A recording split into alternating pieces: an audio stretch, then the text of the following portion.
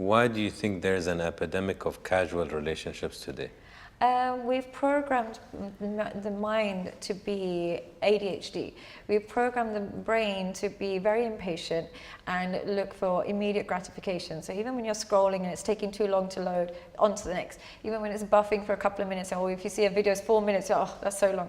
So our brain is designed for short-term excitement constantly. So the way that we've got dating apps, the way we've got any social media apps, so our brain is designed for short-term relations.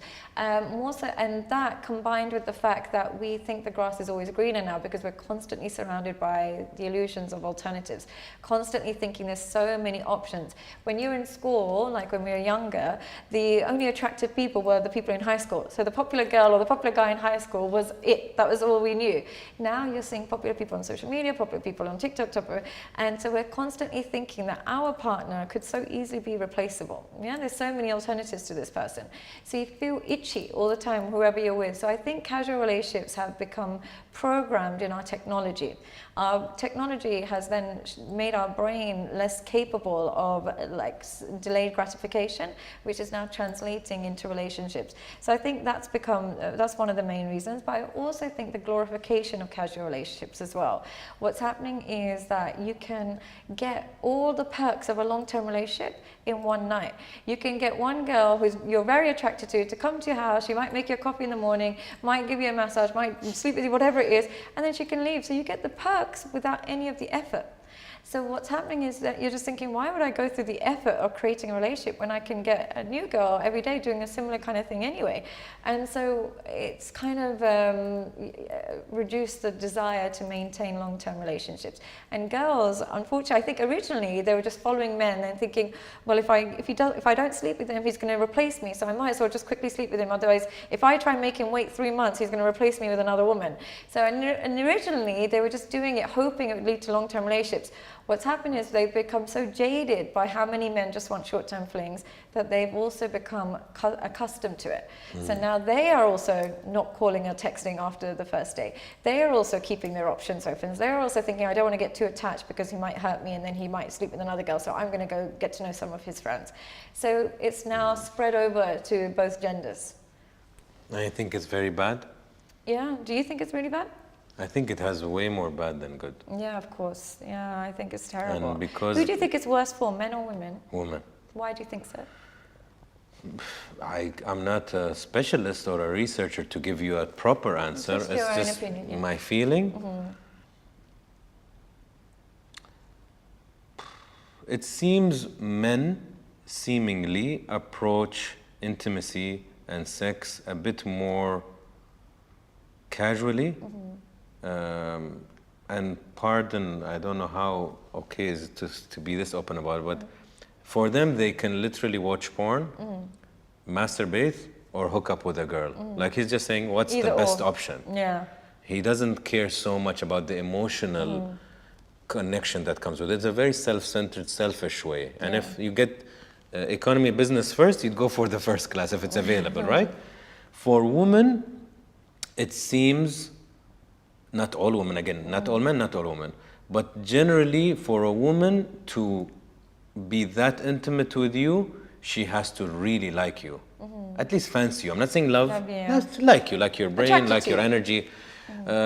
I think at least, and it's not, so there is an emotional thing attached, a bit more than a man. So if she keeps getting emotionally attached, then chuk, and then emotionally attached, and chop, and then I think that's a bit more damaging or dangerous. I agree with that part, but I think long-term consequences are worse for men. And the reason I say that is because men are not in control of pregnancies. Women are. If they get pregnant by the wrong man, they'll get rid of it. If they don't get pregnant with the right man, he's got money, he's got this, she'll keep it. So you have no say in fatherhood the way women do. So when you pursue this strategy of just sleeping with random girls here, there, and everywhere, you are going to end, you're risking the idea of having children with somebody that you don't respect or love because she was just sleeping around and blah, blah. And as a result, you don't even get to choose if you're going to be a father or not. She chooses. In the Western world, like, abortion is all in her hands. So I think the risk of like becoming a parent, women are always in control of that. Childbirth, like, they've got so many things that they can prevent childbirth with, whatever it is. Men don't have a say in that. So I think the long-term repercussions are worse for men. And the other thing that it does for men is it ruins their perspective of what good women come as. What happens is they're so used to casual women. They're so used to a woman coming, leaving, not wanting dates, not caring, not texting, not calling. So what happens is their standards of what women are like gets lower and lower and lower. So what happens when they finally do want to settle down, the good woman that is, really hard to come, they don't even know how to communicate with her. The girl that's in the club that will sleep with them on the first, second, third date, whatever, they start to think that's normal, and that's who they'll end up marrying. Whereas women, when if they marry a guy on that level or not that level, it doesn't actually affect them in the long term. But marrying a loose woman is super negative for a man. So I think the long-term risks are way worse for a man. It's a very interesting topic. Because I don't feel there's a fixed. There's not fixed. Essentially, it's not designed for either men or women. Essentially, it's not how we're designed. I know we like to think that we are, but it's just not how we're designed. Yeah, I do think maybe one of the negative things, maybe for men and probably for women for sure, is it numbs you. Yeah. And because it's just emotion after emotion, physical touch, emotional touch, everything, and then your dopamine receptors are probably overused, I don't know. And you forget the consequences of intimacy should be children and a home. But we replace that with just flings. And so where is it going? What's the goal of it? You lose sight of the end goal. So I think it's leading to a breakdown of what intimacy actually should result in. Is what we're designed to do is only sleep with people that we have children with and start a family and be responsible and all these things. We're taking the responsibility and just using it as a device. We're using human beings as devices for pleasure, and that's not good for either. It breeds psychopathy in both men and women. But I know I'm being a grandma.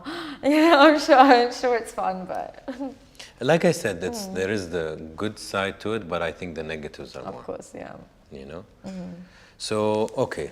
In his research, John Gottman, who's an American psychologist and professor, says that what men do in a relationship is by a large margin the crucial factor that separates a great relationship from a failed one. Do you agree? Absolutely. Really? I blame men for everything, and I get a lot of hate for this online.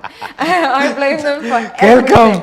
If they get cheated on, it's your fault. If she's using you for money, it's your fault. If she's a gold digger, she's your fault. If she's this, she's your fault. It's always your fault. And maybe, and I think this is where it's important, as a Muslim woman, and you understand this because you're a Muslim man, we have the concept of a mahram. The man is responsible for his daughter, his sister, his mother. He's the responsible one. If your daughter's acting crazy, the first thing people say is, who's her father? Where's her father at? No one really says, where's her mama and her sister? They say, where's her brother? Where's her dad? But even if you're not Muslim, you all realize women's kind of provocative nature or promiscuity is a responsibility of a man. There's a man somewhere that should be very disappointed or didn't do his job right. So if we know that, like if you look at, some people I see people commenting on young girls who might have like promiscuous pictures up saying, oh, I wonder if your dad would be proud of this. Even you recognize that this is a man's responsibility. So how a relationship pans out is entirely in a man's hands. Now, the problem with it in modern men is their protective jealousy and their protective instincts has been beaten out of them. What's happened is we replace the desire to protect women we replace that with the desire to lust after women and to the desire to conquer women and just kind of sleep with them. There's no desire to protect and provide and be responsible for women anymore.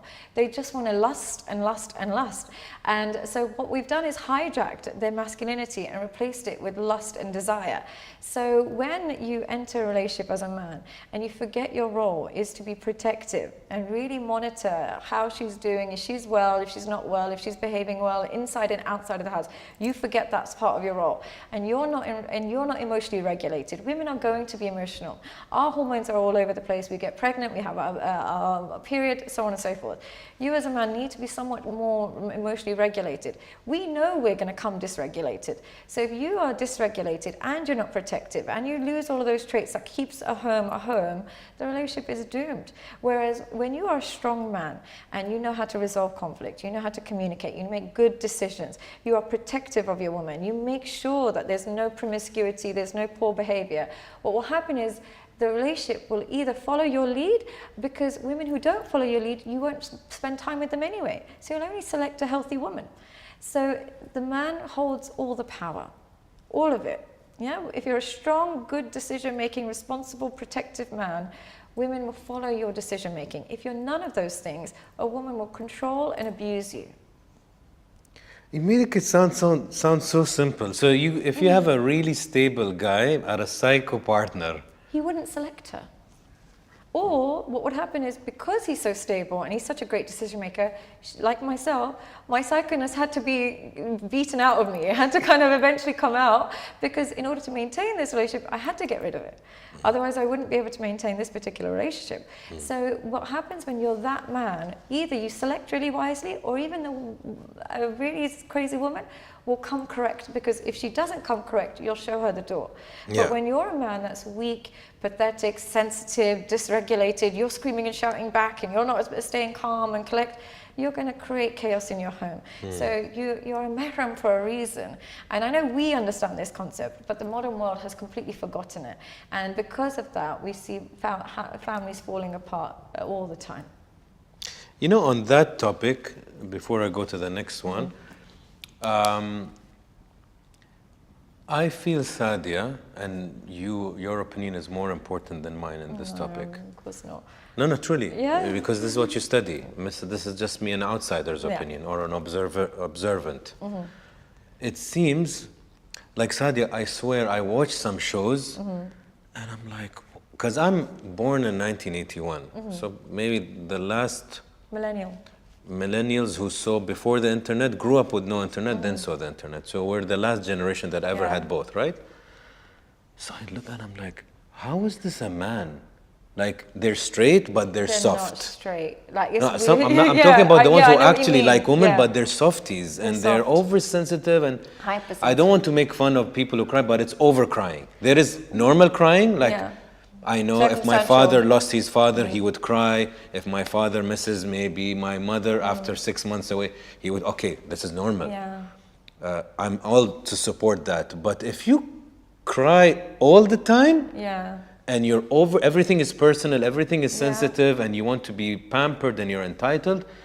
So I look at them like, what's wrong with guys? Then my main observation is I feel that is, you know that saying, comfortable times create weak men create, so it was, comfortable times create weak men create troubling times create strong men create comfortable times. That's the cycle. I feel if I replicate and copy paste that model and say masculinity, proper, healthy masculinity breeds healthy, proper femininity. Lack of masculinity brings toxic femininity. Toxic feminities and it starts to do this. If you're a toxic masculine, and I don't mean toxic the one that is over the top, I mean under the average also. That's for me also toxic. The lack of masculinity. You're too feminine. So for me, that's making now your wife or your girlfriend have to assume masculinity. So she's very rigid, she's not a princess, and she's independent, she doesn't need your opinion, she doesn't give a shit about you. And then you have a very weird dynamic. So it seems females have had to assume so many masculine traits in today's modern world, and men weirdly feel intimidated and be assumed feminine traits. I know, it's just what's happened. But I remember somebody once saying to me, as a man, and he's like, you should, on your podcast, tell men that they should cry more. And I said, why would I tell them that? He's like, it's good to cry. A weak man in that sense. And I said, well, if men are good decision makers, if they are truly a good decision maker, what will happen is he'll only cry out of circumstantial reasons, like there's a death in a family or something like that. Every other stress in his life, he will be able to problem solve. He doesn't need to sit there and need to crying over it. He'll get on with problem solving. What's happened in this day and age, the men are so bad at problem solving, so bad at decision making, that they lean into women to do it for them. Yeah, and the main reason is when they didn't grow up admiring their father. Even if he was admirable, they just learned this distaste. It's kind of a common theme. A lot of men, like for example, in the Eastern culture, my dad would say, oh, you know, my dad used to beat me, blah, blah, blah, this, that, and the other with a stick, and this, that. I have scars here. He was the best man ever. They would to describe how they got all this trauma and abuse, but they had this level of respect for their fathers, because they assumed that that's what made them disciplined. That's what made them the man they are today. In this day and age, every form of punishment they received as a child, they're like, that's why I am so broken. That's why I'm so traumatized. They're looking for excuses rather than looking for like to become a better person.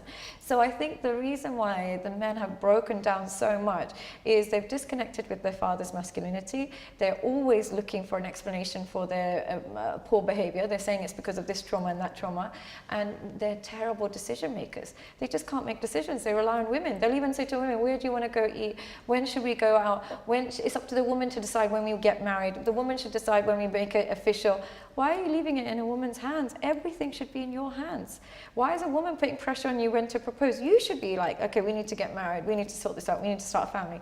They've stopped being able to make responsible decisions. And as a result, they've lost their masculinity. And do you think that's why a woman had to assume masculine traits? Yeah, why is a woman having to say to you, when are we getting married? Why is a woman saying, why haven't you proposed? Why is a woman saying, when are we going to make this official?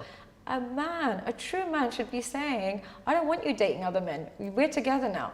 I don't want you being like, you know, living somewhere else. You should be living with me. Let's get married.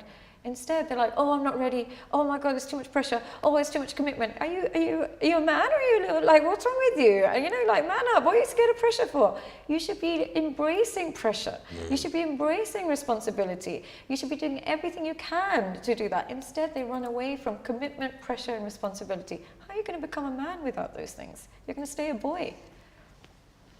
I'm such a bitch today. What's wrong with me? Sorry. Let's go. We're enjoying this. Okay. James Sexton was a famous divorce lawyer. I love him. Yeah.